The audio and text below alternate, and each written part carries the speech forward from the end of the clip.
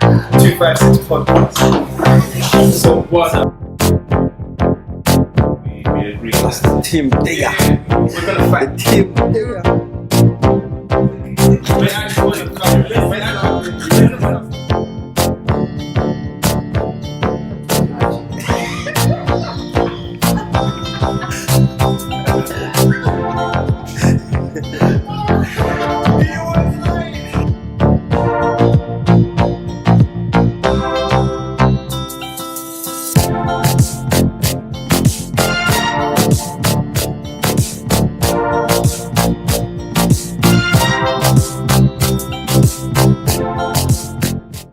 What's going on, ladies and gentlemen? I want to start off by saying a massive thank you to everyone for tuning into the first ever episode of the 256 podcast. It's myself, Hakim K, aka El Presidente, alongside the Red Cup Maestro himself, Timo, aka Torres, Jibs, aka Coco, and we've got Miss Top of the World, straight out of the north side of London, Sharon, aka Kazinga. What's going on, people? We're good, bro. This is the 256 podcast, the new wave. This is the 256 podcast, where we get to put a Ugandan perspective on world issues, and that's exactly what we're here to do. Before we get started, what's on you lot's mind? What's on my mind? You know, I've got quite a few things on my mind. Go on. I've got two things on my mind. I've got two main things on my mind. Mm-hmm. Number one is Joshua gonna make it in December? Bro, we'll cross that bridge when we get there. Like, I don't even want to stress myself. That's number one. Number two is the move that football has taken, or should I say the move that football players have taken in terms of attacking racism. Right. There was an FA match today, Mm-hmm. and the goalkeeper was allegedly spat on, and the team took it upon themselves to walk off the pitch. What? Right. And So that's he- in the UK. That's in the UK, yeah. It was an FA Cup match, You know what's mad? from yeah? what I heard. What's mad is that they made a lot of noise about Bulgaria, you know. Yeah. Yeah, They but made no a lot one of walked off. But no one did. They made a lot of noise about Bulgaria, but I kept telling everyone that I don't know why the British media is hyping about Bulgaria when it's just as bad here. Just it's not as open, but the same views are still here. Where the UK is still a long way from actually dealing with racism, and the same views that you would have seen in Bulgaria, it's just that over there the authorities ain't as, on point as here.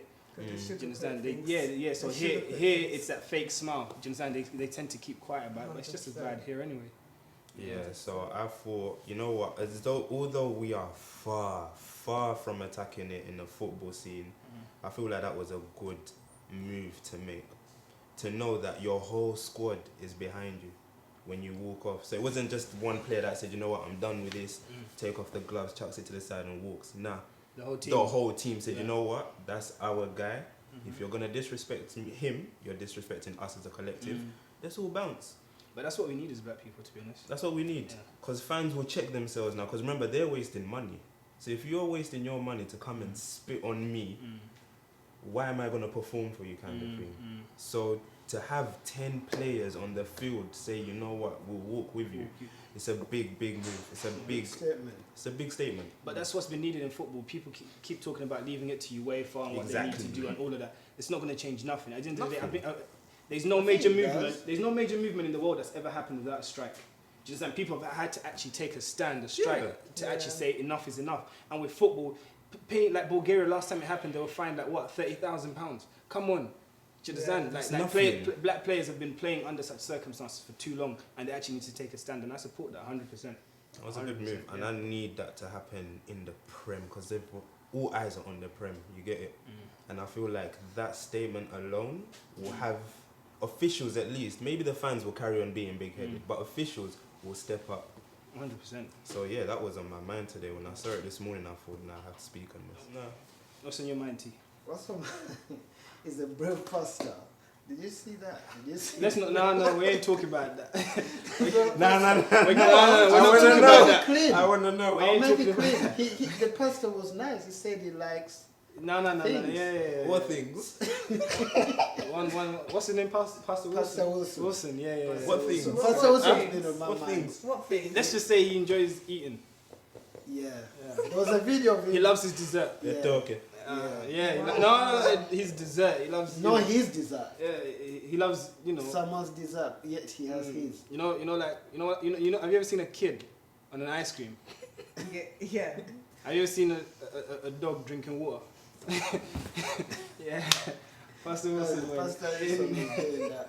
He was But enjoying. Yeah, that was on my mind. Yeah, and he stood his ground. He's He not stood his changing. ground. Wait, as in he came out with this? He has a video out. So he where's said, he I'm a from? pastor. Sorry, because I'm so America. The States. Wow. Corny. You lot. Yeah. They're just corny. I'm I sorry. don't understand America, but that's a topic for another day. Yeah. Like, it's alright to eat cake normally, you know. Yeah. Like the way everything has to be Different. romanticized. So do you eat Like- cake? Because you said it's alright to eat cake. Hey, listen, the subliminals. The subliminals. It's okay. The subliminals. And at that moment, with that said, moving on. With that said, let's jump straight into the main topic. Well, we do live in the UK, and for me, the UK is like one of the most diverse countries because we have so many. Like when you go to school, you're with people from different nationalities and countries. So you're brought up. Kind of, you have to know yourself and know your culture in like, especially living in the UK for what I see. So obviously, growing up in the UK and stuff, as an African as well, we don't have much Ugandans compared to Nigerians or Ghana or Ghanaians. So when you went to school, it was vast majority were Nigerian or Ghanaian. Jamaican. You could be the only Ugandan in that kind of set scene. So sometimes you could have felt alone. So you can't really, how can I say, express yourself, or even like put your culture or your country out there because there was not enough of you. Why not? You couldn't relate. You couldn't relate because there was not enough of you. So it was like, how can I say, when I went in secondary school, Nigeria Independence Day or Ghana Independence Day was very like the main topic of Africa because you had so many. So people will come with their whole flags and stuff. But don't get it twisted, we had some Ugandans, but it was just like, we bought our flags during Uganda Independence Day, like we were proud and stuff. And for me, that was more than enough just to see that people have that, they're comfortable and they're not ashamed. Because before, people didn't want to be African. Yeah, they wanted to be Jamaican, Caribbean, that's they what want to we be mean. Jamaican. Yeah. So for us to not even We're in say, New York for a week. oh yeah, so Depends which New York. What year you matching there? So. Hey, shout out New York and matching there, 100%. Good, no? With a New York and so I don't. Like, copyright is a problem. But yeah, you go.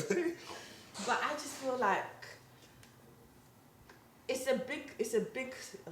But you relate to Uganda, to being Ugandan now? Oh, 100%.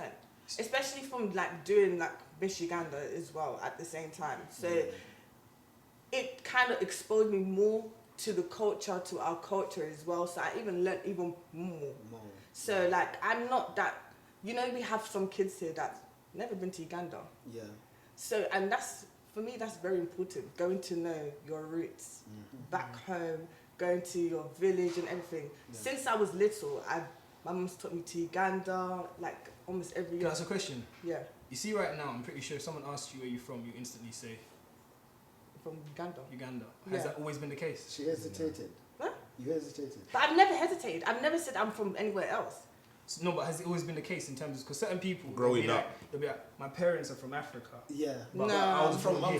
here, I'm yeah. from here. Like, have you always? No, in I've your always said chest that. I've always said with my chest, I'm Ugandan. If anyone knows me from my social media, I big up Uganda, 100% all the way.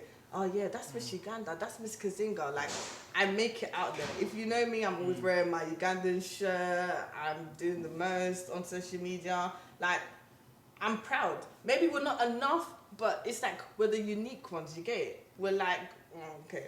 The unique ones. We're I the, like yeah, that. we're the unique ones. You was agreeing with her in terms of what do you call it, the school thing that they The weren't school thing, allowing. 100%. But you went to Because school in Newham. no, yeah, still. Go on. 100%. I Same agree with thing. it because it's a thing of, let's say, for example, even shows back then, there was always two stereotypical accents that would be portrayed. the Jamaican accent, Yeah. Nigerian accent. But what people don't understand is every African country Every has region. their own. Every region, Yeah. has their own Accent. African accent. Like they have their own accent, distinct accent.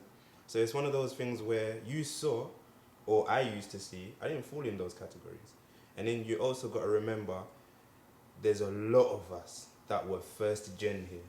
You get it? We were first generation, whereas for Nigerians, Jamaicans, they were already in their third generations being born in the country. So you're finding it hard to place yourself.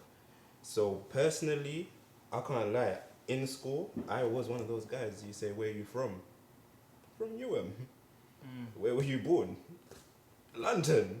Where are you from? And then I'll be like, Mum's from Uganda. I'm from here. That's how I used to be. It's only until like my adventure to Uganda. My adventure. It's only until then when I actually realized like I love being Ugandan because I saw so many people proud in that figure. Whereas I never really got to see my parents outside proud in that figure. Not to say they weren't, but not in a way that everyone would just look and say, yeah, they're from here or whatever. So yeah, it was hard. How long was your adventure? My adventure? Yeah, I went backpacking for 4 years. 4 years. Yeah. That's mad. You came when you was a little. No. I came when I was grown already. Yeah, that's what I'm trying to say. You came when you was a little older. Yeah. So what was your experience like in terms of identifying yourself? I've already always been proud to be African or to be proud to be Ugandan. Ugandan, Rwandan, I have to say. I found it hard in college and uni because of the accent. They were mocking me. But I never hated where I'm from. I never tried to switch it up. I never tried, even the clothing changed, though I was dressing up, changed, but I always identified as being African. I even started doing events like Showcase. 2000, 2001 in the UK that showcased Uganda or Africa. So I've always been identifying with my roots. Yeah. That's mad, especially with you. With Kazinga, I can probably understand because that's North London. With you, it's actually mad because Newham, for me, my experience was different. I went to a school that had a large Ugandan population. So it was one of those situations where I've always been, like, I've always known it was second nature that I'm Ugandan. There was no shame of it. There was plenty of us. Even when it came to like speaking from primary school to secondary school, there was plenty of us in terms of Ugandans, and everyone kind of knew. And growing up in Forest Gate, that's the capital of the Ugandan community in the UK. So for me, it was like your barber shop is Ugandan. The grocery shop, is Ugandan, where the cabman is Ugandan, and the club is Ugandan, the restaurant is Ugandan. Do you get what I mean? The corner shop, you couldn't walk down the road without hearing someone speaking Luganda. Do you understand? So for me, I grew up in a bubble of, despite having not been to Uganda, I grew up knowing that I'm Ugandan, and I was cool with it. Even speaking it, I remember when in school, there was one kid who came and we all knew he could speak Luganda in terms of us Ugandan ones, but he never used to want to speak it. We'll speak to him in Luganda and he wanted to respond in English, and we didn't understand that. But obviously he had a different experience before he actually came. But for us, having grown up where, on this side of town, it was one of those ones where being Ugandan was normal. Do you get what I mean? But you being comfortable speaking Luganda has just come at a later age, isn't it? No, comfortable speaking it in terms of being able to speak it properly. Yeah. Do you get it? But then I only realised that my Luganda was proper once I actually went to Uganda. Do you get it? They couldn't understand you. Yeah, They were trying to mock you. Yeah, and they'll be mocking me. They were saying that I speak the Queen's Luganda. I didn't know what the hell that was. Do you understand? But I guess it was one of those situations where because I was speaking in a way where with people who spoke it like me, it was never a problem. Do you get what I mean? But it was normal, and that's why when I said you grew up in Newham, that's crazy because me and you known each other. Like it was a thing where me and you would be babysat together. We always spent time together, but then away from each other, we lived completely different. Because my primary schools, I went to primary schools where I was either one of 3 black kids. You get it? Oh, wow. The other 2, are also from different parts. You get it? One's Zimbabwean, the other one is Nigerian. So you saying you went to a school where it was filled with Ugandans at that time, 1990s, that's new to me. Yeah. Because I only saw my own when it was weddings, birthday parties. But school life, Monday to Friday, none of it. I never saw none of that. Have you ever claimed to be of another origin? Like, That's one thing I never did. That's one thing I never did. I couldn't. I couldn't. Why would I? I'm in a Ugandan My name says it environment. all. My name says it all. I The feel one- like the one your thing- sisters claim No, but so pretend Yeah, pretend to be from like the from Caribbean. Ghana. You like Ghana? No, Yeah. obviously I've grown up like around a lot of She Ghanaians grew up in but- Accra. no, North but London then is literally I can Accra. relate to you as well because even when I went primary school, secondary school, I had my cousins in the same school, so they're like either 2 years or 2 years younger than me or 2 years older than me. So we're always like around. I was always around like Ugandans or I had like my cousins around me. But I think the only problem I had is like the stereotype is, oh, you're Ugandan. You're too light skinned to be Ugandan. Yeah. So people automatically Automatically assume you're not. oh, you're Nigerian or you're South African, Zimbabwe, all of these No one countries. would ever guess in Uganda. Ugandan, But what's that's the the last thing. What's the Ugandan look? Everyone, I don't know. even girls. We don't say- have one. We No, don't have one. Ugandans don't. We don't have one. Haven't you ever I heard carry that? your You don't mentally look dark. Ugandan. Yeah, but Yeah. still. 100%. I've heard it loads of times, but we Yeah. don't have one. But We don't have there one. isn't. Like, I A don't think distinctive- there isn't a distinct look of that's Ugandan, but people Yeah. seem to think that there is. Yeah. Do you get it? Yeah. Like there's an East African look. Yeah. Do you get it? But Yeah. then, as far as being Ugandan, but then at the same time with saying that, I could spot a Ugandan a mile away though. Could you really? Yeah, I'm not gonna lie, I I can. couldn't. I couldn't. I, until I, his I was house. like, yeah, and I think that's why. If you're from France, I think because I Yeah. did grow up in a Ugandan community. That for me, it's Yeah. easy for me to be someone and just, just drive. We'll be driving and we'll see someone and be like, oh, I bet that person's just so Ugandan. But I don't think it's well, facial. for the ladies, yeah, you can spot them. Rah. Can you? Yeah. Are you actually asking? Don't encourage. Don't encourage. The only corridor is Gary. Okay. You would like Ugandan lady though. Well, because of the body. Not everybody has that body type Yeah. from the Ugandan community. Not But everybody. most. Okay, most. Yeah. And That's this what I'm is, trying to and It's this what- is- it's what and they're it's famous for. distinctive. It's what they're famous for. But boy, yeah. Now me, it's always been that. It's always been that. But I think for me, the cultural shock really was Ghana to Uganda. And then because what you say about being white, it's like being surrounded by white people. Growing up in, like, for example, used to live in Stratford. We're in Stratford now. This was in the early 90s, in the mid 90s actually. In Stratford, it was one of those situations where most people who were there, most black people were Caribbean. Do you understand? And then it was predominantly Caribbean and white. You feel me? So then it was one of those situations where, as an African, you are teased. And then towards the late 90s, moved to like Plaistow, where at that time there was a lot of white people. Do you understand? Before they started to move out of Newham, you feel me? Because overnight they just disappeared from the borough, right? But before they started to move out, there was a lot of them in Plaistow, and there was a lot of racism going on. But it was one of those situations where in Forest Gate, I think that's why I love Forest Gate so much. It was, you can be Ugandan and it's normal to be Ugandan. You feel what I'm trying to say? And I always grew up in my head, I'm Ugandan, I'm Ugandan, I'm Ugandan. You ask me what you are, instantly, I'm Ugandan. Until I went to Uganda.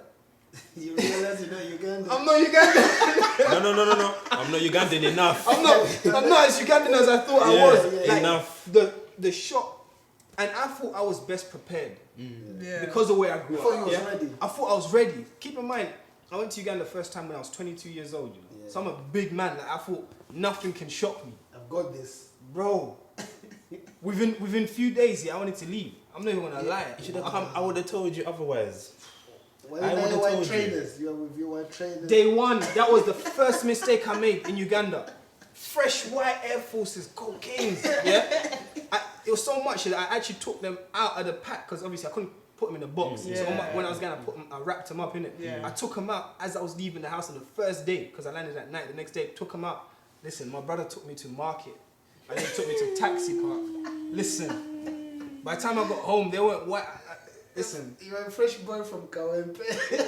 I didn't. That was the worst place to even go, the taxi park. The That's taxi the park. worst. I was cussing, bro. The culture shock is different. So you see here, yeah, London has this thing when people come from somewhere else and they don't speak like us. Yeah. It's like, you speak funny, fresh off the boat, da da da da. Yeah.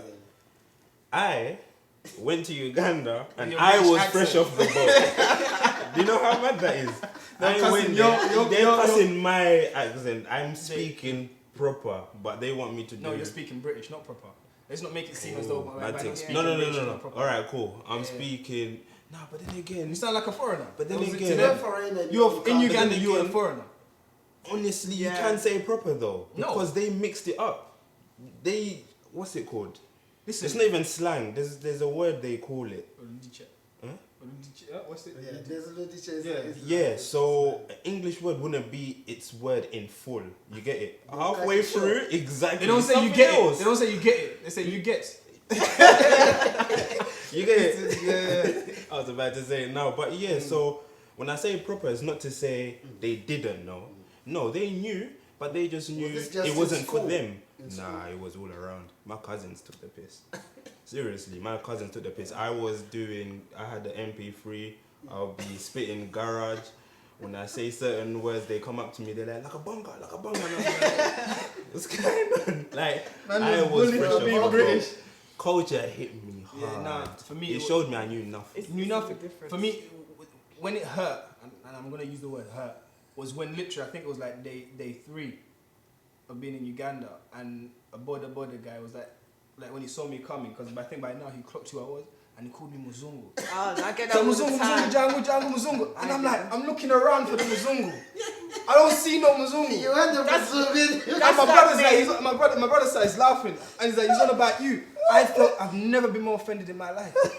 Like, I'm thinking, because I think they don't understand it. Being in a country like the UK, where race is a thing, like what we said at the beginning, race is a thing. Do you get it? And having experienced racism through Stratford and also living in Plaster for a while, it's one of those situations where I know I'm black. So then, imagine being where I think I'm from Uganda, and I'm being called a white man. There, yeah, bro.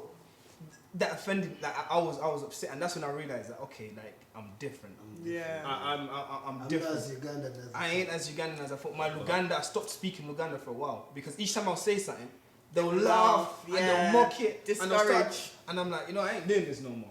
Like, forget it. I'm speaking English. But then you speak English, they try and mock you as well. Yeah. Like, you can't win. You know but what's they crazy? Love the accent. They love the British. They do. But do you know what's crazy? Yeah, I went boarding school, innit? Like, obviously boarding school. But then there was like my last 2 years there. You was actually I went to a village boarding school, and that's when I was pushed. So unlike you, where you're like, no, I'm done with this. I was just trying harder and harder to speak the language the way they spoke it.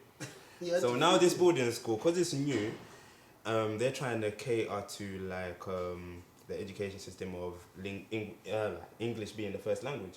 Yeah. So they had these little punishments they put in place. Yeah. So if you speak vernacular, if you speak Luganda, you wear a sack. So you know those sacks for potatoes? Yeah. They will cut holes in them and make it into like a vest. Yeah. So this is how hard I was trying to be part of the culture. I said, "Oh man, I'm gonna speak vernacular until I get that sack." Yeah, I had to wear that sack so no one could tell me nothing. No one could tell me, you're not one of us, or the Muzungu. You couldn't say that to me because I had the sack. That's how much I was trying to be part of the culture. Seriously. But they do kind of single you out. Because I've been to Uganda so much to the point, like my mum was always taking us to the point, she's like, you know what, I'm going to put you in school for the summer. So I went to Green Hill Academy in the summer. But then when I went there, I was like, wow, this is really different from over here how we go to school. But then obviously they tried to make me cut my hair, and I was like, no, I can't go back to the UK with my hair cut. So we had to, negotiate for the summer. Yeah. So we had to negotiate. So, I went to school every morning and stuff. Then they had that big assembly, and it was, we have one of the daughters, the Queen's daughter is here from England. And I said, what? They said, Sharon, please come, let them see you. We have a Muzungu. Yeah, but it's embarrassing because like what he said, like to be called a Muzungu in like your own country, where you're from is, it's like, what? Yeah, Am I can handle calling me Omungereza, a British Yeah. person. Do you get it? Because I am British. But you're not just calling me a foreigner, you're calling me a white man. You call me a white person. Do Yeah. you get it? Like Mzungu, like Yeah. Do you see what you've just said? Do you feel you're British or Ugandan? I feel like I'm more Ugandan than anything. Now. But yes, but which is funny because I think it's when I'm in Uganda, I feel really British. But I think that's because I'm in an environment where I can't hide it. And your Do you get what I'm dialect saying? as well. Yeah, I try my best to now when I go to Uganda, I try my best to minimize English. But the most annoying thing about it is, and I love my family, but the most annoying thing about it is when you're there, they don't want to speak Luganda with you. Do you get it? They want to bust English with you, and that's They think you don't know Luganda. Like, but I want to speak in Luganda. But I think when I am in Uganda now, I do really feel like I'm British. But at the same time, I think that's confusing them because when I'm here, like I am Ugandan, and I don't hide it until it comes to voting. I think it depends who you ask, but James, do you feel Ugandan when you're here? 100%. It's when I went. Going was the best thing that ever happened to me. Going and staying there was the best thing that ever happened to me. Because coming back, it's like, it's me now. You get it? It's like a cape that you cannot take off anymore. You understand? And then, even when you're older, so younger friends, they were all different people. I didn't have that many Ugandan friends, unless they were cousins that you see every now and again, like I said earlier. But then coming back, now you get to choose, who you can hang out with and everything. And I found myself gravitating more towards being Ugandan. Exactly. So yeah, I can definitely say now, Ugandan first, 100%. I think there's a movement now. Yeah. There's a movement of people are being proud to be African, but more so Ugandan. This generation coming up, as you say, how do you feel about that though? Yeah? Because there's a few people. because there's people like one of the guys behind the scenes at this moment in time, like Dylan. I'm calling him out. He's not too warm to that. Do you get it? He kind of has an issue with that. Yeah, he kind of has an issue with this whole new. He's just movement. He's hating. He doesn't want you lot to come in the culture or claim it. Right. He's not inclusive. But I think he's claiming it in its right though. Claiming it in its I love right. it because look at it this way. Even Miss Uganda UK I think has helped a lot. 100%. Because the kids who've come through Miss Uganda UK and they so want to learn more about Uganda. Everyone wants to learn to be in Uganda. I think that there was a generation who couldn't travel back to Uganda. I'm sure it was an immigration or whatever. They had issues, But now the generation now, everyone has their red passport. They're British. They don't mind going every December. So when they are back and bringing back what they've had in Uganda, they're fun to continue in London, and I think that has helped. Even we have to agree. The culture of chill and grill has also helped. People gravitate it does. But in Dylan's defense, because obviously he can't defend himself here. In his defense, I think his argument is that he was one of a group of people where he's always been proud to be Ugandan.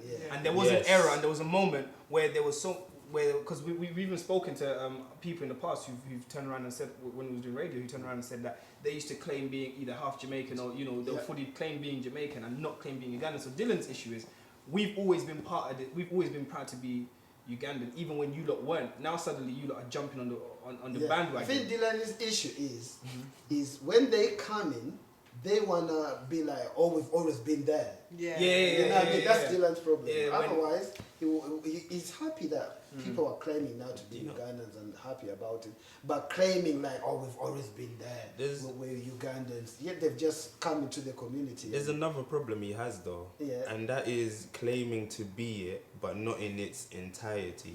You get it? You're claiming to be it. You're claiming to be it in its fun bits. You get it? But enjoyment. I feel like Kazinja also just comes for the enjoyment. What? You only come for the enjoyment. I've been in the community, I've done Miss Uganda stuff. Man saying you only come to chill and grill. No, I've been there in a while. I don't go. I used to see what I mean? I used to go, but that's when life, become an adult now, I have priorities, I have responsibilities that I need to do, but before then, like, you know, before even I done Miss Uganda, I was much in the community. I was at concerts. Everybody would see me and stuff. And not even just that. Like, obviously, like I told you, I done Miss Uganda, and even that, I went to Uganda. I done so much charity work over there.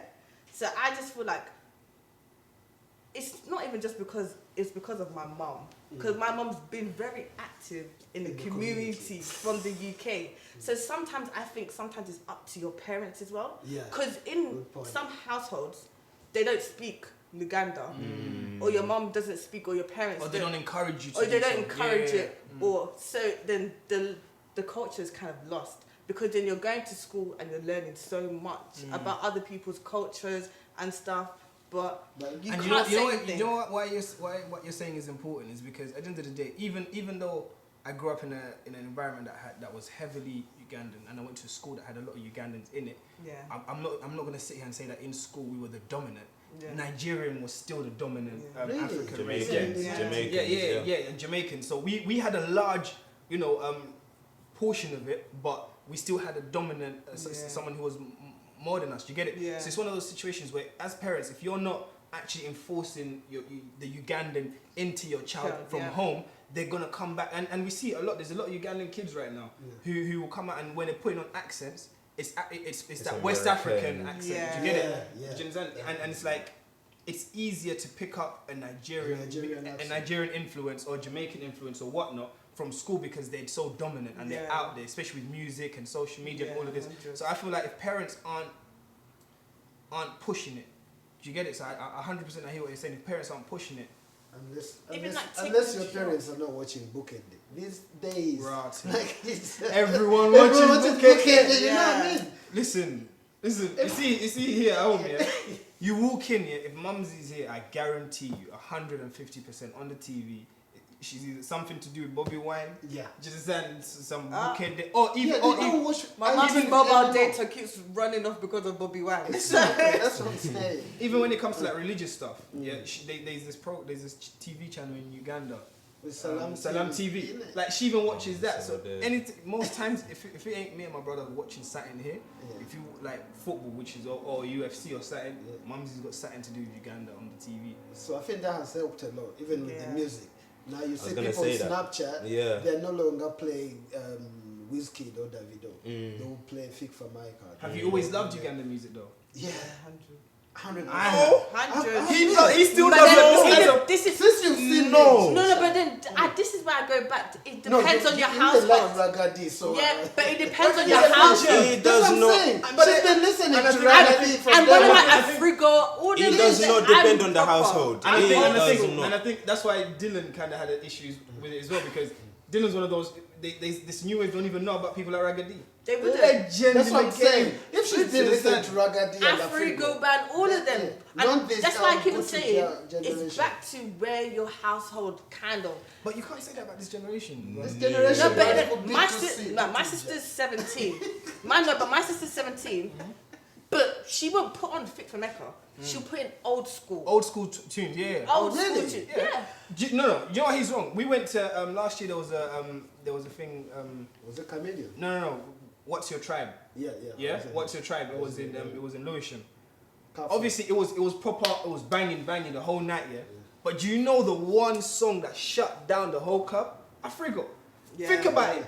The crowd is mainly people under 30, UK and everything. Yeah. And the tune that actually blew off the most was an Afrigo song. So when you say into this new generation ain't really into it like that, I'm probably guilty for saying that myself. Do you get it? But I remember that instantly, and I'm like, when you go there, you actually see it kicks off. Go to Chill and Grill, yeah. When they play Maddox, Namagame, you see how they actually respond to it. Do you get what I'm trying to say? Big up to even event organizers that have come up and done events that appeal to Ugandans. 100%. Yeah, 100%. 256, Link Up, Red Chill Cup. and Grill, Red Cup. Plug yourself. Do you man. know? Plug yourself. Do you know? Don't hesitate. Plug yourself. Cheers. I eat a massacre. Like, nah. Plug yourself. Jaffa, Nah, Solutions. for real, you know. definitely big them up, because there's a bigger lesson that comes out of these. our people Yeah. that are Yeah. listening to these tunes, they're actually learning the language through the tunes. Yeah. Which is amazing. That's true. Do you know who has It to be is bigged funny. up? Yeah. I'm sorry. You see everyone you've mentioned, all of you lot, no disrespect to you or anyone. I respect everything everyone's doing. Because Just they try- begin that Coming cover. out. No, there's no disrespect Again, coming. that Yeah. guy. There's no disrespect coming. Yeah, Mhm. and this isn't to kind of minimize the impact that's being had now. Yeah. But if we're gonna pay any respect to anyone, it's Club Sengo, SIP Club 19. Okay, Listen, that's the foundation. He's Listen, the origin. yes, because at the end of the day, he helped build the scene. Do you understand? Do you know what it's like to get 3 nights in a row on a Friday, Saturday, Sunday in a row? Get Yeah, but this people generation Ugandans now, packed. They don't know understand about- that. they Yeah, don't know about that- Do you Sengo. understand? God. When All and he was God. bringing artists. How else would that would bring like 10 would a artists. 17 like year old me Yeah, in Forest Gate know about people like Eagles Production, bro? Do you understand? Like singing along to me, Saj, Semakul and them, man. How else would I know? Do you get it? He brought them and he brought them to the front line, and he kind of started that wave where you knew Easter, summer, independence, something is happening. You know and what, it- yeah? Always. Yeah, so You- definitely big up SIP, bro. You, especially you have your parents to thank for locating themselves in Forest Gate. Because Yeah. I don't think it would have been the same had you been anywhere else or had to Because grow up That's why you anywhere can else. say big up to all these people because you was You were in Yeah. the middle. So But I then don't. the- What you're saying now, I can't really relate because what we have in North was LaFace and all them things. No, but that's Shout out, come votes. No, But when she No, says the her face, face. yeah, you know she wasn't there from the beginning. no, but I forgot because the names changed so many times. So I forgot like the old But school you name. lot are lucky. Remember, there are kids from West London, near Heathrow, near they don't get to experience any of this. Nah, for real. But secondly, Yeah. For they real. do you- not get to. And she doesn't actually have an excuse because North London, West Green Road, that's another Yeah, community now that has a still- strong Yeah, Ugandan they have community. pictures, Edmonton. Heston, Edmonton, Wood Green, there's a lot of Ugandans in North London, so you don't really have a. Yeah, but then the main things, like if we talk about things that happen in terms of concerts from like back in the it all started in East. Yeah, Let's just think yeah, about it. yeah, It never really happened like in North. So unless social media wasn't big as now, so we couldn't do like, Snapchat or Yeah, go and yeah. just Nah, start you know what saying them man this. done? Nah. Flyers, footwork. But- Them man will be posted on Hold a on. corner somewhere, yeah, There's handing them something- things Yeah, out. people, You lot have said the concerts and all of that. Big up them. But how about those that don't have access to the concerts? who are not even Why would you allowed not to have- go. Yeah. Oh. That's as. Oh, right. Oh, But how do they? man. But also, religion has helped, I think. At Yeah, the same yeah. time. It does. It There's did. a lot- It did. there's It did. UMC. They managed to keep it compact. Yeah. That was something I never. Yeah. Religion, I Yeah, think, yeah, has I think helped. that helped, yeah, But because it helped going big to time. Ugandan mosque. and Yeah, all that, yeah, I think that's what also, it helped yeah, big definitely time. helped. Even the youth, is it they do now a UMC UMC, dinner? yeah, UMC yeah, youth, Big up yeah. Baker, what he does, whatever. They managed to keep that compact, and I don't know President how. South. Yeah, And the way it started off tiny. It started off in living rooms okay. where people just would get together every now and again.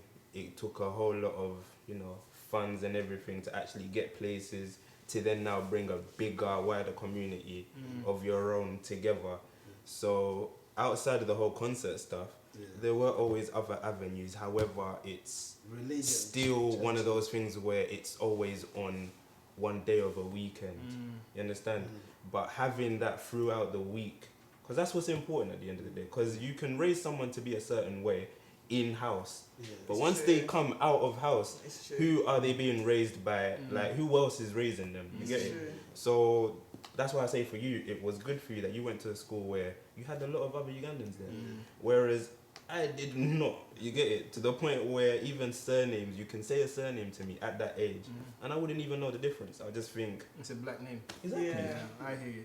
And I think what you're saying is true because with me, it will be one of those ones where I think for a lot of kids, once you step outside your house, Uganda ends there. You Yeah. get it? And once you're into the world, boss man, hey, boss man, what I got? For me, it was one of those situations where you go to the shops, Jabba cost 7. Do you get it? Because Straight you know, up. when you want a haircut, you're like, Rakim, rest in peace. Do you get it? You speak in Uganda, Nzenzi Dako or so on. So I think for me, growing up in the environment that I did grow up, I think it was very easy for me to hold on to that culture. But again, you don't realize how watered down it is until you step foot on Ugandan soil. 100%. Do you understand? And you realize that the Luganda you speak is weak. The idea of what it means to be a Ugandan is different. You understand? Where you're thinking, yeah, eat Ugandan food until you get to Uganda and someone's putting a bowl of grasshoppers different. in front of you. Do you understand? And you're like, what going here? Do you get it? Like, and yeah, I hear you, but for me, I think where you're kind of lucky, this is the point I'm getting at, is the fact that you actually got to go home. And not go home for a holiday, but actually experience the lifestyle. It was tough It? though. He was very deported or something. It was tough. It was called ships. It was tough. ships. I went on a 2-week holiday. It didn't end. That turned into 4 years. In fact, can I the brothers. can I actually say something though, yeah? And I think where he's getting at, I think there was a wave of a period where our parents, they were shipping people back. And that's the fear that I had. Because you were here, you'll speak to Jibs, going on holiday. Jibs is gone. Next thing, a couple weeks later, you're seeing aunties back, but Jibs ain't. And then it wasn't just him. I was seeing so many of people around me. I was being shipped pronounced back. dead by my secondary schoolmates. Seriously, I was pronounced dead. How a rumour even started, I was pronounced dead. Yeah. They thought you were dead. In secondary school, that's a big thing. Like, where's this person? Where's They this got shit. person? Because you're telling people, you're like, yeah, I'm going on holiday, I'm gonna be back in 2 And you weeks. don't come back. 4 years. And it was 4 years as in I went year 9. By the time I came back, the ones I left are in college. But do you take it as it helped you, as before you said? 100%. It helped you, but I don't at think the it same helps time, was it a It punishment? depends. It depends Depends. because I can tell you for a fact it was not easy. 100% it wasn't easy. But it's not. Because you don't even sit with. But it's Well, made I you didn't. who you are now. It did. But it's how you take it on. You get it? Because it's always up to the individual. Because when I landed, I was with family for less than a month.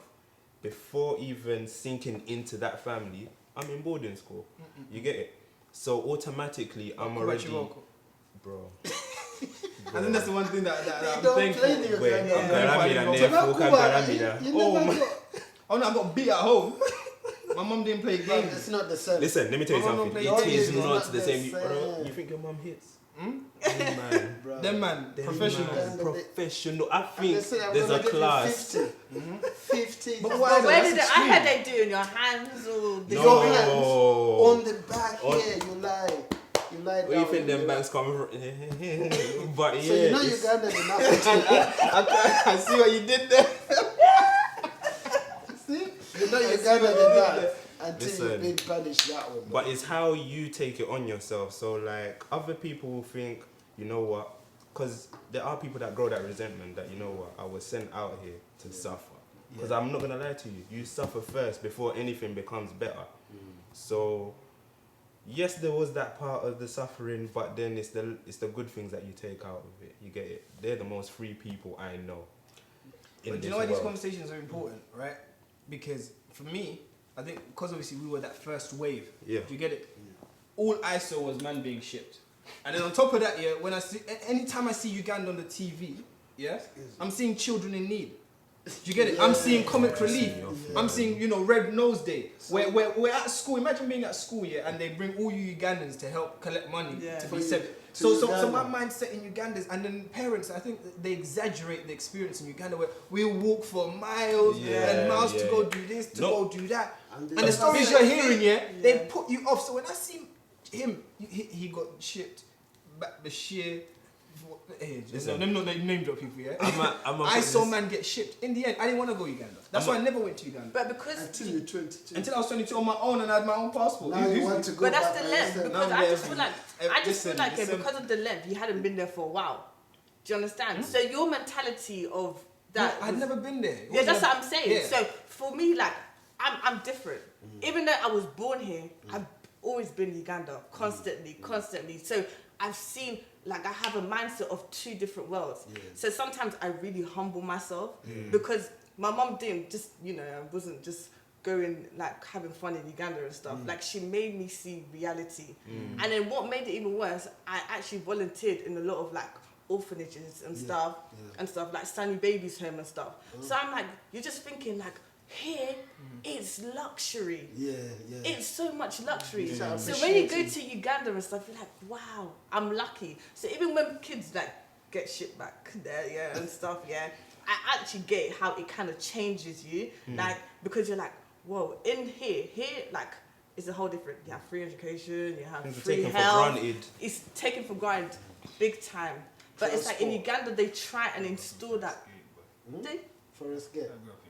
I hear you. yeah. I hear you, and that's not in any way, shape, or form to kind of dismiss anything you're saying. I completely hear you, and I completely agree with you. Like for me, when I went back, I think what did come to mind was I kind of appreciated my parents' journey. Yeah. Do you get what I'm trying to say? I kind of saw when she took me where she was born, where they grew up. I appreciated my mother's journey from where she started to where she got to, and it was impressive. Yeah. But it was difficult for me. It would be difficult for someone like me to forget 20 plus years of what it was like growing up in Forest Gate. Yeah. Do you get what I'm trying to say? Yeah. Because as much as I love Forest Gate and it's in the UK or whatnot, it's a slum. Do you get it? And the experience that I had in Forest Gate, it was tough. And some of the issues that I think we face in the UK, they won't face them in Uganda. No, it's a they're different kind of 100%, poverty. yeah. Do you get So it? what are you trying to say? It's a completely different kind of poverty. And it's No, I like thought you was gonna say that there are places in Uganda better than Forest there Gate. are there's so many places Listen, in Uganda let me better tell you than something. Forest Gate. Let me tell you Don't something. ever let anyone All lie that to money, you. that was being collected about these kids back home is bull. Do you know how shocked I was when I went to Uganda? There was like I no saw, children don't in get it. twisted. I saw poverty, Yeah. and abject poverty. You see it, Yeah. But my brother, I saw wealth. I saw people living better than us. Yes. Yeah. I've got family members legitly living much better than we Yeah. ever did. They're- Driving they're 4x4s, whips. they've got housemaids. Their house, like a block, is their house. Do you get what I'm trying to say? So it was one of those situations where I see it, like, and I'm talking living in 10 people in a 3-bedroom flat. Listen. Do you get it? Like there's places in Uganda and there's people living much better They live than where we live here. So, Do you get it? so you came back here and you felt, you are proud to be Ugandan. I was You're proud like, to be Ugandan. I'm Ugandan. And I I said don't to care what myself, anyone's saying. you see how them man are living there? Yeah, That's what I want to do. Yeah. You get it? Like, I want to live like them man. Imagine waking up in the can I morning ask? and someone's ironed your socks, big man. Can I ask? Let's talk facts. But then Who's got time to iron your socks, bro? it's true. Can I ask something, yeah? What is it about... Because now it's funny how we're sitting here and we're like, you know what, they're living good out there. Whereas some are living good out there, yeah? Some or a lot. But anyway, let's say some are living good out there, yeah? But where did this notion come from, yeah? That we are living so much better. We're here. No, I think it's the white so- man. it's the the white man. It's the social- mentality still. It's like the social influence at the same time. Which social influence? Because we're in England, the UK. Do you No, understand? no. Do you know where it comes? Do you know where it comes from? It comes from the fact that you see in Uganda, if you're living comfortably in Uganda, you've worked hard for it. Whereas here, you can live comfortably without really working hard. I.e., for example, if someone's gone through the entire education system in Uganda, they've poured money in it. Do you get it? Whereas here, you can go through the entire education system without you having to ever spend a penny could up still be front. pointless. Do you get it? That here, like, you know, you can, if you don't have enough money to mortgage or rent a house, the council's got you. Whereas in Uganda, if you don't have that, you're on the road. Am I making sense? So I think it's one of those situations where people, that notion comes from the fact that it's easy or it's not that better, but it's easier to be comfortable. Yeah. In the UK, the system has you, whereas in Uganda it But isn't. still, It's what, do or what die it's by saying is, it's good we have this in the Black History Month. What it's saying is deep. It's like we are brainwashed. We are made to think it's Great Britain. Yeah. Everything is good out there. Yeah. You know, it's the first world. Africa is the third world. Exactly. You know, I think we are brainwashed from Yeah, young. 100%. Me and her had a conversation with, I don't want to name drop people, and he was just describing his experience of when he came. He came as a big man, he has his businesses, whatnot, obviously he got married and whatnot. So he came over to the UK to be with his wife. Listen, he says he had this expectation of the UK, the London, the Canary Wharfs at the sea, on the camera on TV and that. Yeah, he goes, gets off at Heathrow, it's all good, right? They drive through central London, it's all good. But then he said, but then they crossed the river. I know. They went into South London. I'm so dead. Why? Why South? And then he pulled up. No, but because that's where he lives. I'm not. That's exactly where he is. Yeah? He didn't come to East. and then you know like that. He didn't come to East. Where did he go? Peckham? Somewhere in South London. I'm not gonna name drop. And then Nowhere good. They pulled up into an estate. Yeah. Now imagine an estate in South London. Yeah. Pulled up into a estate. He's like, where am I? You get it? They get out. They're getting into a flat in South London, and he's like, go for a lift. "This ain't what I was expecting." Do you understand? Like he's like the way they live. Do you understand? He was like, they were comfortable. They're not rich, and I think one thing I've realized is that when you compare the middle class in Uganda, because there is a middle class versus the middle class here, I think the middle class are in Uganda are much happier than the middle class here. Whereas, the middle class in Uganda are much happier than the middle class here. So for him, when he came here and he's looking around, he's like, you took me from my luxury houses to bring some me flat here. in South London. I've seen it with artists. When you bring artists here, they live nice. They live in mansions and that. Yeah. You bring them here, you take them to a travel sorry, I don't want to mention brands, but To a you random- take them to a random Hotel. inn or lodge, and you think you've got something for them. They're not happy about They're it. not happy, big man. They're not happy. I won't mention names, but You there was meant one Hilton, one man. Bruv. One artist, the artist who came Recently. recently, and he walked out of the accommodation he had been booked in. Serious? Yeah, And then where did he go? booked himself into another accommodation He's like, I can't do in this. Canary Wharf. Sing Do you know who's done that? Yeah. You know who's done that? Yeah. Bobby Wine did that. He did that Years Nah, ago. but still, mom to Allah. He did that. Bobby Wine did that. Yeah, They took him to a hotel thinking it's a decent one. Yeah. He's like, there's no way. You don't even know In he's hell. the president. You didn't know he's the president. The first time I met Bobby Wine was at the airport. I didn't even know who this guy is. I'm seeing hype over this man. The first time I ever heard his songs was when he was performing. But either way, I'm like, who's this guy? He's like, I can't stay here. I'm like, who's this guy, bro? Because they live You get it? But they live good over there when you have money. Whereas here, it ain't. So I think there's that, and there's that myth, as you say, do you understand, of the UK is so much better than Uganda, when in reality, if you have money, like your money goes a long way in Uganda other than here, bro. Yeah, But it's easier. Do you feel like it's easier to get money in Uganda than it is here? Obviously, because we have so much barriers as black people in the UK. And our brothers and sisters back home won't understand that. They won't understand that. I was talking to my mum about this actually. Exactly. With over there, you could literally set up a business that is 1,000 times over there from different people and still get something. Whereas here, let's say clothing line, there is a limit.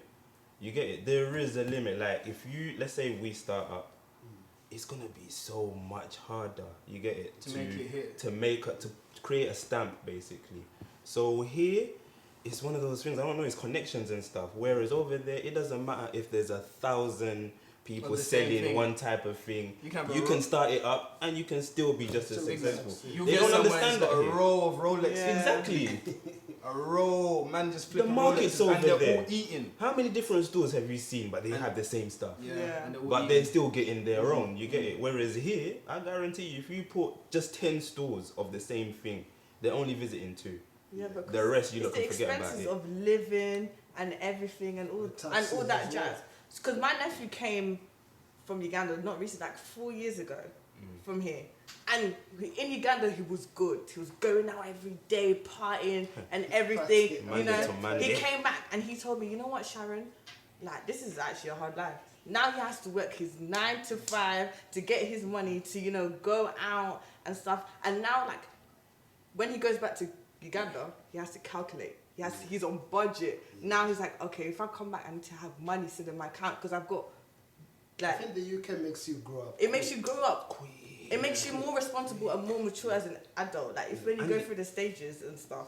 But it depends. It makes you work hard. It depends. People with land over there, you can plant something there, and that's your small business starting up. That's something that's at least keeping you financially stable.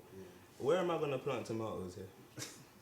In your garden. What Yams. garden? What garden? On the What balcony? garden? Where? We're living You get in it? blocks, big man. But shout out hella Ugandans. I have to drop them, fam. Shout out hella Ugandans It's because a movement. they brought up culture as well back into the Ugandan kind of thing where people were just dividing themselves.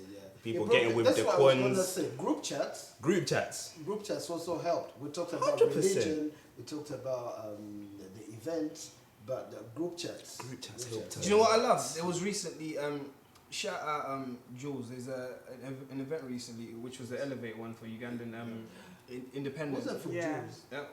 Was it the It was Elevate? for Baker and some other lady. That wasn't Jews. But it's Elevate 256. Elevate. Yeah. Ain't that Jules' thing? Oh right, cool. My Jews bad. is Elevate. Yeah. That was Elevate 256. I thought it was the same thing. Wow. Well, I was wrong. My bad. But either way, Inbox is again that- that that one, Elevate 256, shout out them, man. Yeah. Because it was refreshing to see a Ugandan event which had a lot. I wasn't there, but based off of what I saw on social media, having a lot of young It was Ugandans a good coming event. together to an event that wasn't drinking, Yeah. party after party after Thank party. you. Do you get Yeah. it? That wasn't turning up. Do you get Yeah. it? That Yeah. was actually about networking and building one another businesses and things like that. So it was Yeah, actually and that's refreshing to see, and there was a lot of people there. Cassidy, innit? Link up TV. Oh, Rashid, Rashid, yeah. I think he's never been involved in the Ugandan community in the UK. But him being a speaker on that event, I was like, What's a big thing? I think we need to host him at some point on the 256 100%. podcast. I'd It was say. very inspiring, and at the same time, it shows young corporate Ugandans being ready to take the culture further. To the next level, yeah. So the networking, I think, should continue at the same time. It should. It Yeah. should. Because you need to learn that you can network in your own. You get it? You can network within your own Thank you. people. You don't just have to network with others. There are people within us that have their... But that's always been known. But I think that's an issue that we have as black people. Full stop. I think every black community in the UK has the same issues. Yeah. And I think sometimes we as Ugandans, we're really too hard on ourselves. You know, you get people, you hear it so many times, I don't mess with the Ugandan community. They're this and you're thinking to yourself, what is it about the Ugandan community that you're not gonna, what issues do we have here that you're not gonna find somewhere else? When it comes to issues of working together, look at the United States of America. Do you understand? What's the one thing they complain about too? Networking. Us as black people, that's a problem we have within the black community overall, that we as black people, we don't work We don't support we each don't other's as much as we Businesses, need to. 100%. As much as we need The to. only But one- that's why we need to be hard on each The other. only time we Yeah, but support by- each not by other saying- is party after party. Because you think about it, yeah, we have spent, let's say the last 3 months alone, if you're to count hours, we have spent so many hours with each other. You get it? Yeah. But we spend it Spending turning up, money. Yeah. Spending money. drinking, all that. I'm not saying it's Turning bad. up. I'm not saying it's bad. But then let's say we had that elevate thing, yeah. Let's say we had that matching the hours we spent turning up. Imagine the stuff that can be done. That's why we should be hard on each other. You get it? Because I can call something on a Saturday. People will turn up and they won't even know who I am. You just gotta say he's Ugandan, thingy, and thingy's going. Yeah. People are gonna turn up. You get it? It's just kind of, I don't know, putting your balancing. It's balancing. But We should be hard on each other. We but have when to you be. say that, it's like, except the parties and stuff, we want to make like more programs or more like events. Mm. But it's like, how you gonna do that? But then it's like some people can't relate to them events, so they won't go. Do you understand? So, for what I read, the Elevate 256 was more to do with like digital media and stuff. Was more focused on that. So someone that's going into healthcare and stuff might say, But that's why you then need. But that's why That's you why need you need an to go. event that Exactly. caters to that. But You give get what them I'm saying? feedback. Tell them. That's why you then Do you need understand? different kind of events Yeah. that then cater to that. Do you understand? And we need to understand that there's Ugandans doing so much. And one thing we need to understand, there are so many Ugandans in the UK There's who are not part of the quote unquote Ugandan community. Yeah. Do you know how many times you'll be on Twitter, for example, and you find someone saying, like, you know what happened in Carnival, where we went singing Radio and Weasel through whatnot, yeah. Once it was put up on Twitter, how many Ugandans were like, I wish I was there. I wish I was there. It's like, How did I miss there this? was comments like, I only know 3 Ugandans. and you check the profile, man lives in London, and you're like, what part of London do you live in where you know just 3 Ugandans? There's Ugandans out there that just don't connect, don't know other Ugandans or whatnot, and maybe if you was to, and I think the way I look at it is the fact that with turning up and promotions and parties, they've been out there for years, do you understand? Yeah. And if they haven't been able to pull in, you know, Ugandans from the brinks, meaning maybe it's not that. That's why we need more events like Elevate 256 as well. Do you understand? We need different things that's going to change the mindset, because I'm pretty sure there was people with it. I've not, like Rashid, for example, Link Up TV. I've not seen him at any other Ugandan event ever. True. Yeah. Do you understand? I've never seen him at a Ugandan event. Maybe he's just proud now to be Ugandan. No, I don't know. No, do you know why? Because if you follow him on Facebook, on Insta, if you follow him on Insta, he goes to Uganda. Do you understand? He posts about Uganda, but he's never, when he comes back here, he's not supportive of the industry here. That's what I'm trying to say. We've got Ugandans based here, and they've never been on Link Up TV. I know a few, but people probably don't know that they're Ugandans. He probably knows them as well. But I think, I don't know. I just know that maybe it's not his thing. Maybe it's not his thing. What is the thing? That's I why. don't understand But that. something like this, like Elevate 256, that bought him. Okay. Am I making sense? Yeah. So maybe because all he was the a speaker. maybe all, because it was a speaker. But again, because it's probably some. I'm pretty sure if someone called him at another event to be a speaker and it's not his thing, he wouldn't have turned up. But I think because Do it's you get what I'm more, trying like to I said, it was more on like the digital media side, Which So is his field. That's his but field. Now, that's what I'm saying. He's proud to be Ugandan now. What happened before? Maybe because before there wasn't an event within the community that he felt he you know he could relate to. Maybe he doesn't like turn up. Maybe he doesn't want to go to parties. That's what I'm trying to say. So he's thinking, it's I not haven't that. seen. Do you always have to relate though to support your own? Exactly. That's my point. But Okay, do you always have to relate to turn up? Yeah. I don't listen to They don't Ugandan have to- tunes, so does it mean I shouldn't go my place to turn up? Good point. You get it? But I do. Yeah. But what if that's not your scene completely? Like No, ask him. Look at now, for example, Yeah, I'll drop he it. don't- I'll he drop doesn't it, mess man. with Ugandan music at I'll all. drop it. Yeah, and okay, still, what were you gonna say? Double S, he's not, but he turns up. Turn the Regardless. that's a perfect example. Regardless, we had the It doesn't Uganda have to be your independence scene. in South where you say Croydon is fine. You need a visit. Man came from where he lives.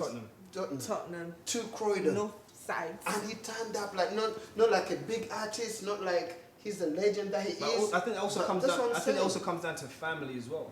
Yeah. Do you get it? He comes from a family that's, you know, known within the first of all, within the If Ugandan Muslim Rashid community. kept Do the you name get it? Kasidi, then he must be Uganda. He must love Uganda. He kept his surname. So I'm Maybe he didn't have a choice. Sorry, that one. You can't really change it. But But- not to knock him. I'm just saying that I don't. You know, I've never seen him at any Ugandan events before this. Yeah, but but I I want wanna to ask him that. I want to give him the benefit of the doubt to think that maybe it's because there hasn't been an event within the Ugandan community that's appealed to him. That's what I'm thinking. This Do is you what get I was it? trying to But what say. you're saying with Double S makes sense because with Double S, he still turns up irrespective. You see him at any other. You see Kampala night, any chill and event. grill, Yeah, this, yeah, that, just and you feel him there. But I think for him, it's because the circle he has around him. Family. He comes from a family that's proper strong within the community. Do you understand? And his cousins, his brothers, all of that, they're proper in the active community. within the community. So Yeah. they bring him along. And maybe Rashid doesn't have that kind of network. And it's what I'm saying. There's so many Ugandans out there, so many who are not part of the community. And it's not that they don't want to. That's why you'll get young people on Twitter turning around and saying, "Raw, like, where's all these different Ugandan events happening?" Yeah. You feel me? Like, I want to come. I only know 2-3 Ugandan people. Who's that who lives in London? Yeah, but Only people not are in like in I their don't own. know. No, but people like you said, people are in their own industry. Like you said with Bashir, Double S, yeah. He's from that north side, yeah. So, however, if people didn't know him from before, like he's more into the grime scene. Yeah. So before he was like Double S, he was into Marvel. Yeah. So they were like Nigerian and then Ghanaian and Ugandan, but he always still represented. If he was from that grime scene, he always represented. Even within his music, he'll still talk about Uganda. But the thing about him, because we've had him on radio, and he said it. The thing about him is he had his experience where he was shipped back as well, because we had him on the radio and we spoke about it, and he says as well that going back to Uganda in of itself did exactly what he said. Yeah. You feel me? Maybe Rashid didn't have that. Maybe we need to do more quality events to attract people like Rashid who don't wanna I don't know. But then feel at that the same people- time, we can't really judge We're not them bashing, because we're not Yeah, judging. that's what I'm saying. but I'm Because saying we don't know the we reasons. can have these events, and stuff, but on their schedule, they can't. They might be able doesn't. to. Man runs They don't a work whole- on their clock. man- he runs a multi-million-pound company.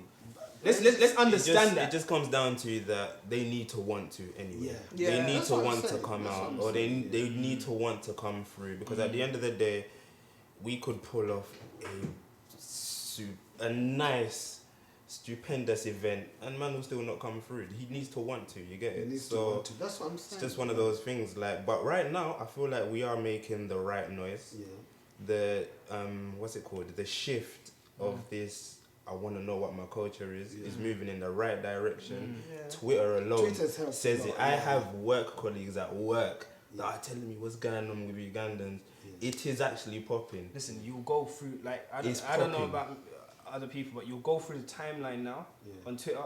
Every other name has a Ugandan flag On it. Yeah. Every other name. Maybe Which those is are the people very that I'm encouraging. following. Yeah. Do you get it? But I'm every other getting name, it there's as well. so many young Ugandans, young people out there who actually want to engage within the culture. And I think that we're at a time right now where you lot in the events and other people need to actually capitalize on We that. need to Yeah. step up. Do you understand? And not just to turn up, but also to educate as well. Do you understand? And to 100%. kind of, we need to start building foundations, because I'm telling you now, it will be a shame, you know, if 50 years from now, moving forward, the Ugandan community has still not had an impact within the UK and the overall black identity. Yeah. Am I making sense? Because there's a black British identity that's actually forming. Do you understand? That's taken form, and it's mainly composed of West African and Caribbean influence and African American influence. Do you get it? But where's the East African influence in that? Am I making sense? It's not really there, and I think at this moment in time we need to move to a moment where, okay, we're loving this vibe right now as we're Ugandan, but we need to do more with it, where we actually let people know that there are Ugandans in the UK. So when you bump into someone and you're like, you're Ugandan, his first instance is not like, oh, Idi Amin. There's more to Uganda than Idi Amin, big man. There's that guy who was Do you understand? Parliament. The guy that has named 2 Ugandan African presidents. And he Dead didn't or know. alive. And he couldn't name any. And then he said it's from Uganda. I was like, That's madness. Did you get it? People and another thing that people tend to remember Uganda about was Connie 256. Connie 2012, sorry. Remember that whole issue of Connie? There's more to Uganda than that. But I think it's on us. We haven't put our culture out there where other people have. Do you understand? And we can sit here and say, oh, Uganda, you know, other communities, you know, don't really know much about you. But what are we doing beyond that? It's one thing, okay, we've been partying together within ourselves, but what kind of impact are we having on the city as a whole, on the country as a whole? Am I making sense? And we need to actually start doing that right we now. have 256 podcasts. now. Come on, my dog. Come on, my dog. Let them know. Let them know. You need to put that in there. I'm not gonna lie. I'm gonna chill them. I need that sound effect in there. You've been wanting that sound. Listen, This is helping move our culture forward. It's a movement. to So be known for many other whoever is things. out there who's willing to support the movement, Support. crack on, support. Yeah, 100%. Yeah. No, definitely. Thank you for watching the 256 podcast. If you haven't already, please don't forget to subscribe, hit the like button, and share. Share it with your boys, share it with your girls. Send it to everyone. Share the things for the culture, and subscribe. Don't forget to subscribe.